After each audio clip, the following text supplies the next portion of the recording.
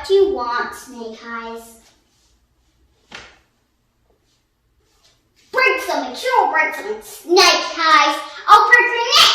Dancers, dancers. I'm surrounded by namby-pamby dancers, singers, piano players, banjo players, tin whistle players. At a time when I need brains, you hear me? Brains. Brains and muscles. You great Uncle Ours. Trouble is, you've got muscles when you ought to have brains. I tell ya, my pet canary's got more brains than you dumb salami. Now leave me alone. Got work to get on with.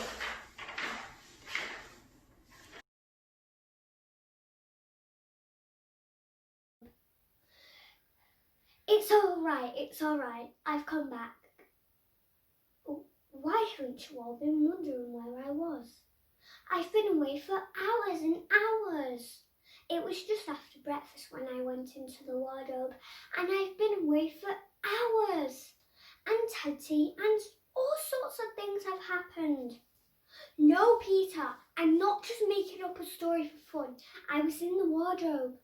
It's a magic wardrobe. There's a one inside it, and there's a fawn, and a witch, and it's called Narnia. Come and see. There, go in. See for yourselves. But, where has it all gone? No, it wasn't a hoax, I promise. Really and truly, it was all different a moment ago. Honestly, it was.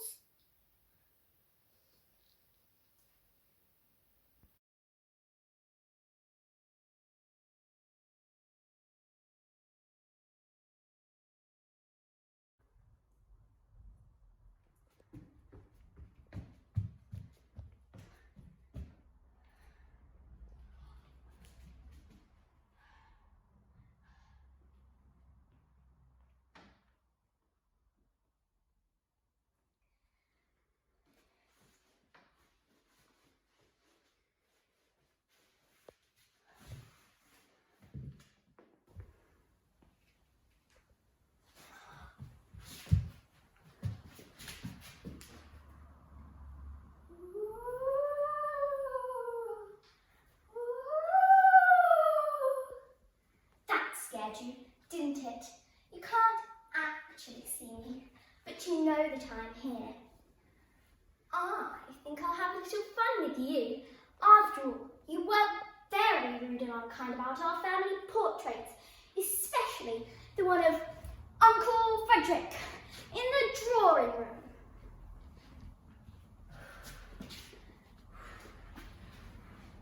You didn't like that, did you? A strange draught indeed. That was just a gentle little breeze.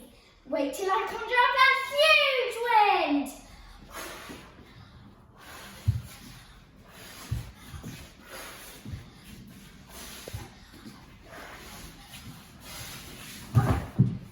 Running away, never coming back. I can move furniture too. Do you want to see that? Watch this plate. I can focus on it. Lift it from the cupboard, move it across the room and whoops, it smashed on the floor. I didn't mean to do that. I really didn't. I only wanted to scare you.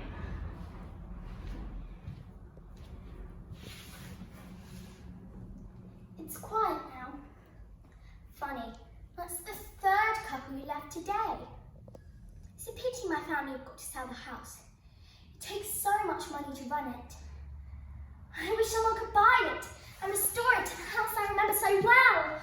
The beautiful gowns, the Christmas balls, the handsome suitors, the lights, the laughter. I loved my life here. Until falling off the horse. Wait, someone else is coming. I'd better get ready to greet them. I think she can feel my presence. She's smiling. She likes the furniture. She loves the view from the window. Could she be worthy of the house? She looks nice. I might even grow to like her. I wonder if she could see me. She's looking in my mother's mirror. Wait, don't turn around, not yet. Now you can. I'm right behind you.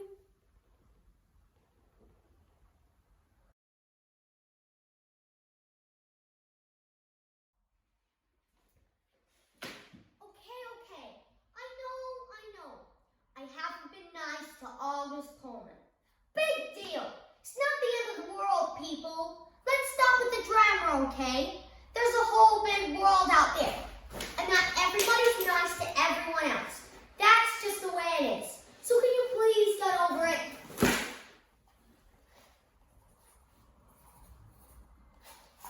Jeez. I don't get it. I really don't. 1 minute, I'm like the most popular kid in 5th grade. And the next minute, I'm like, I don't know, whatever. This bites. The whole year bites. I wish Augie Pullman had never come to breach of prep in the first place. I wish he kept his creepy little face hidden away, like in the Phantom of the Opera or something. I don't regret what I said. I saw him walking down the school corridor, and I took my opportunity. Put a mask on, Augie. Get your face out of my face, please. Everything would be a lot easier if you just disappeared. Creep. No one wants you here, breach of prep. You look like a total freak.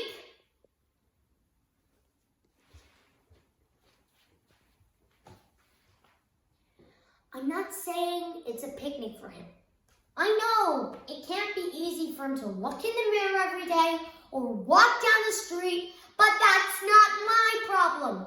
My problem is that things have been different since he's been coming to my school. The kids are different, and I'm different, and it sucks, big time. I wish things were the way they used to be in 4th grade. We had so much fun back then.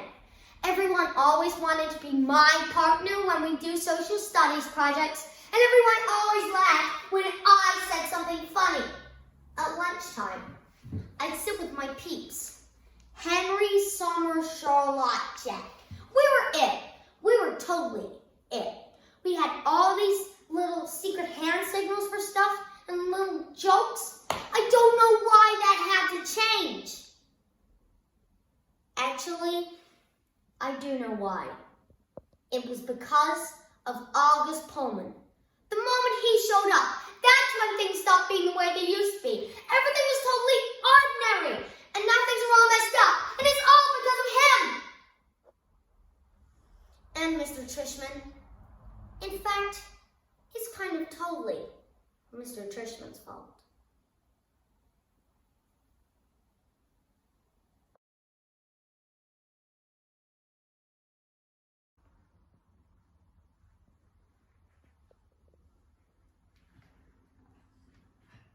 My friends, tonight we are joined by some very special guests. Inside this small box, tuning up as we speak, is the entire orchestra, made out of the lightest, the smallest, the creepiest, the crawliest musicians in the empire. We have fleas, we have flies, we have lices, we have louses, tiniest pests that you shoot from your houses. Please welcome them warmly. They've travelled so far. Ladies and gentlemen, the Insect Orchestra! We have fleas on flutes, the ants on strings, on horns, the aphids. They don't have a lot of puff boys and girls, they certainly know how to use it. Madam Housefly, our oboe soloist, wonderful Zelda. Monsieur Beetle on the tuba. And last but not least, the fabulous Mosquitoes on percussion.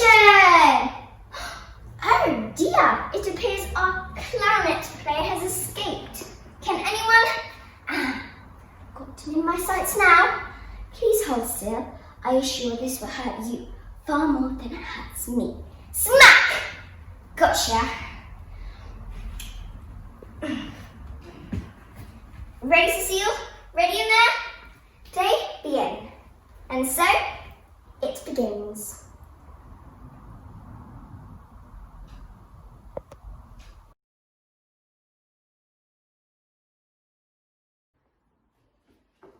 Hello, I'm Lavender, by the way, Matilda's best friend. There's a bit coming up that's all about me. Well, not exactly about me, so I play a big part in it. So I'm not going to tell you what happens because I don't want to spoil it for you.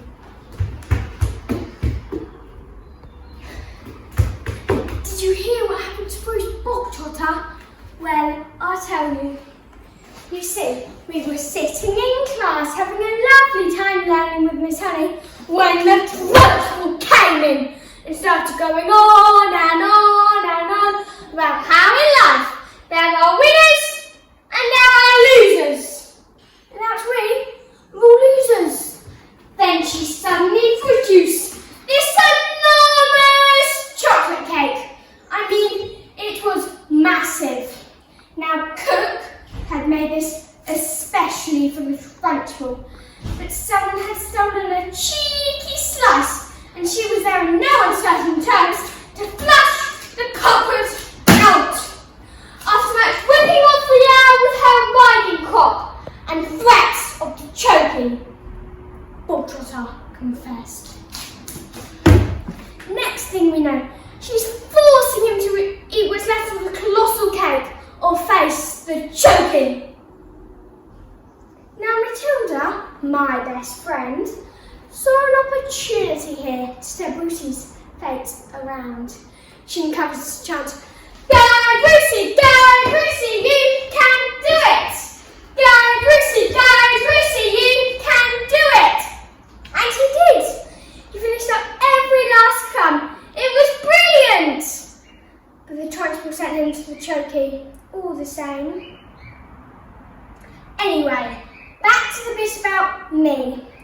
What I do in the next chapter is I offer to get the transport a jug of water and... No! I don't want to tell you anymore because I don't want to ruin it for you. Well, on the way back I find a newt. A newt's like a very ugly lizard that lives in water. So I pick it up and... No, I'm not saying any more. I'm going to put the newt in the transport jug of water. It's going to be brilliant.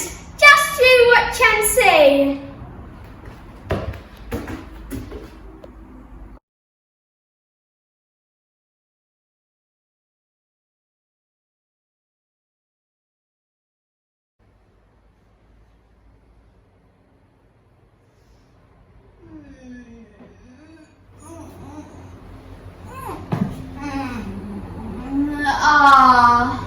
A new day has dawned. I needed that restful 12 hours of sleep.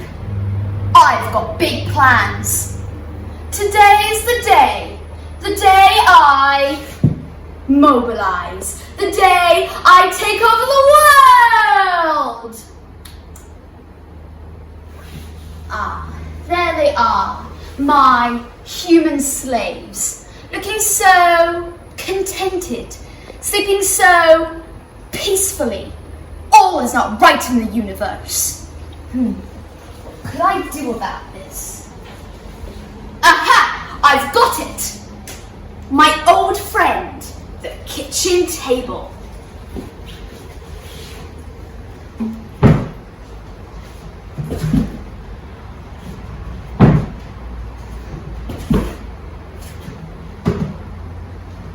I know they're stirring now.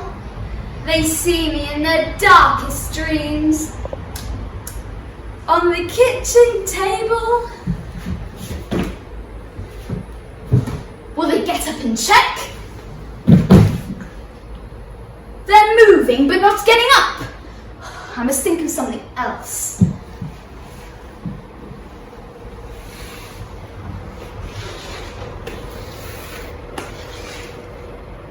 What?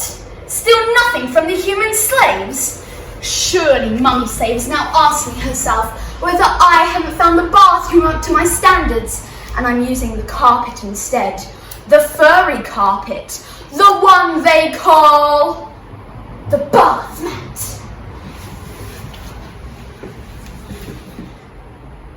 Mummy Slave is her head up, listening. Can she run? Can she make it in time to save the bath mat? Ha-ha, there'll be no peaceful sleeping today. Mummy Slave's head is falling back onto the pillow. Oh, how disappointing. She used to have such fire in her to save the bath mat. Sometimes, just sometimes, I let them sleep. But today is not the day for mercy. It's the day I take over the world. And it's time for the big guns. No, not here. This is cheap flooring. Back to the kitchen in the hardwood floor.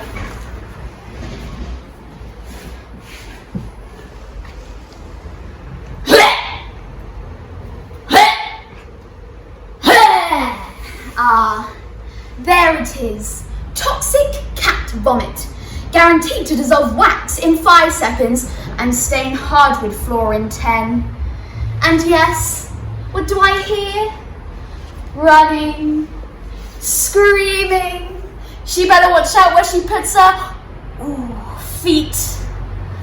A fine start to the day. Watch out, world.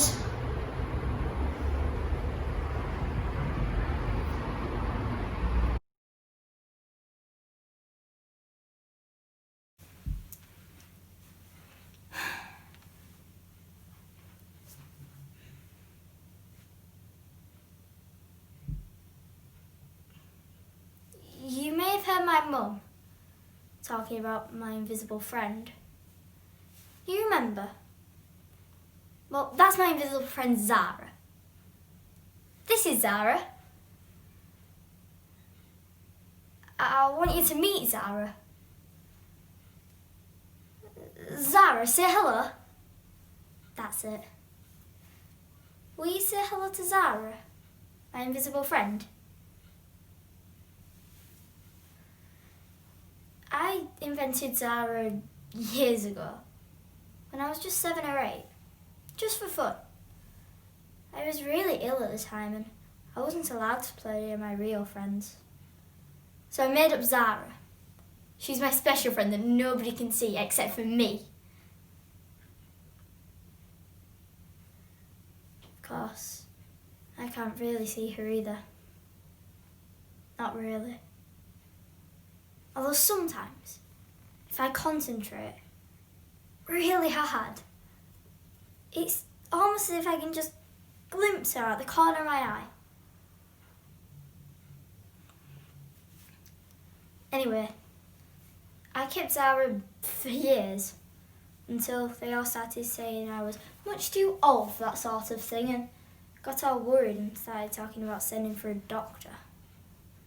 So I didn't take her around me quite as much after that. But she's still here. And when I feel really sad and depressed, like I do today, I sit and talk to Zara. Zara always listens. Zara always understands. She's special, aren't you, Zara? What's that? Yes, I wish he'd turn his music down too. We've asked him, haven't we? How can I hear it if I turn it down? I can't hear the bass thing, can I? I mean, don't get me wrong. We like loud music. We love loud music. Sometimes, but not all the time. I used to have pictures in here, but every time they put on a disc, they just fell off the walls. Wouldn't it be nice if you just listened to quiet music? Just once. How weird would that be? Oh, Zara, did I tell you? I've been picked for the school swimming team today. Isn't that exciting? Yes. I'm glad you're excited too.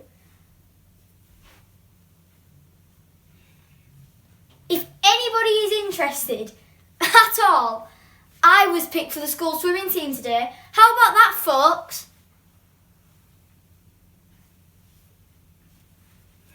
Great. Thanks for your support, everyone. They might have at least. Well, they could have at least. Oh, Zara. I know you're always here, but sometimes I get so lonely.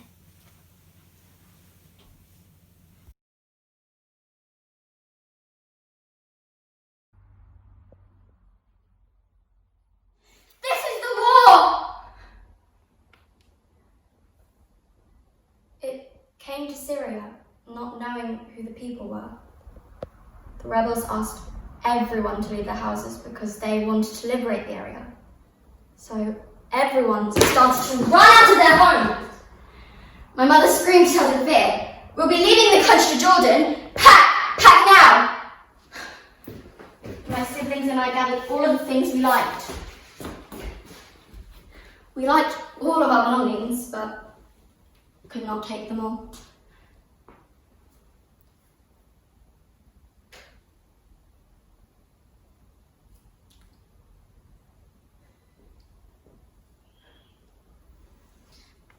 Why is this happening? What have we done wrong?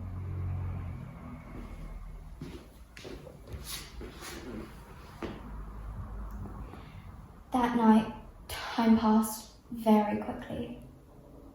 I lay awake the whole night, listening to the gentle sobs of my younger siblings. And as the sun rose that morning, the moment I never wished to happen had arrived. I was forced to leave my country. So I kept telling myself, despite the sorrow that strangled my soul, that I would be back.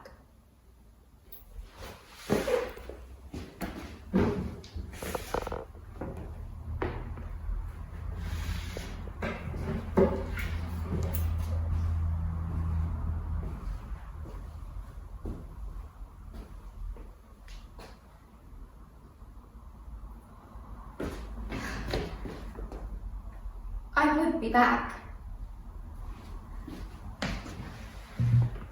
I was living in Dara, a city near Ramsar, and every Friday after the prayer, we would go to the market and buy hummus and bread.